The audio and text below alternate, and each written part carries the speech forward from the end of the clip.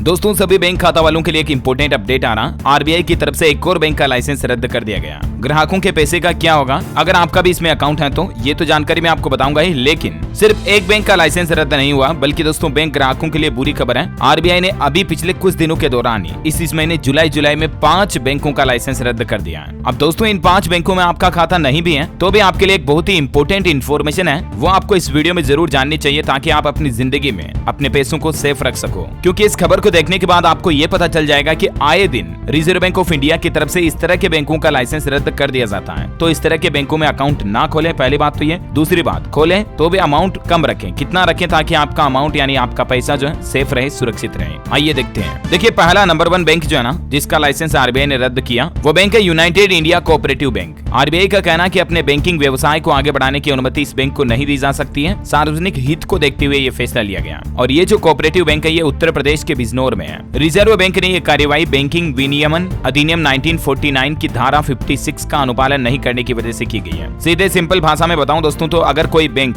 RBI के नियमों का पालन नहीं करता है, फॉल्ट करता है, तो रिजर्व बैंक की तरफ से इस तरह का सख्त कदम उठाया जाता है। ठीक है, तो पहला बैंक तो ये यूनाइटेड इंडिया कोऑपरेटिव बैंक। ठीक है, दूसरा बैंक देखिए आप, मौजूदा वित्त वर्ष का ये कुल आंकड़ा आ रहा, रिजर्व बैंक की तरफ से कुल 5 सहकारी बैंकों का लाइसेंस रद्द किया गया और 5 बैंकों का लाइसेंस इसी महीने जुलाई में ही कैंसिल किया गया। इससे पहले केंद्रीय बैंक ने 11 जुलाई को कर्नाटक के तुमुकुर स्थित श्री शारदा महिला सहकारी बैंक, इसका भी लाइसेंस रद्द कर दिया। अच्छा, इसके बाद महाराष्ट्र में सतारा स्थित हरिहरेश्वर बैंक के खिलाफ कार्रवाई की और इसका भी लाइसेंस रद्द कर दिया। अच्छा, इसके अलावा महाराष्ट्र के बुल्डाना में ही स्थित मलकापुर शहरी सहकारी बैंक लिमिटेड, इसका भी लाइसेंस रद्द कर दिया। और बंगलुरु स्थित, जो कि कर्नाटक के बंगलुरु में है, सुश्रुति सौहार्द सहकार बैंक, इसका भी लाइसेंस रद्द कर दिया। और अब ये यूपी बिजनौर वाले का भी लाइसेंस रद्द कर दिया। अब यहाँ पर इंपॉर्टेंट बात यह है दोस्तों कि इस तरह के छोटे सहकारी कोऑपरेटिव बैंक जो होते हैं ना, उनमें आप अपनी जिंदगी की ज्यादा कमाई मत रखा करो। अगर जरूरी है उनमें खाता खोलना ही है तो आप 1 लाख, 2 लाख, 3 लाख रुपए तक रख सकते हैं, यहाँ तक कि मैक्स टू मैक्स 5 लाख रुपए तक आप उसमें रख सकते हैं। तब तक आपका पैसा सेफ होता है, सुरक्षित होता है। क्योंकि आरबीआई का जो एक नियम है DICGC एक्ट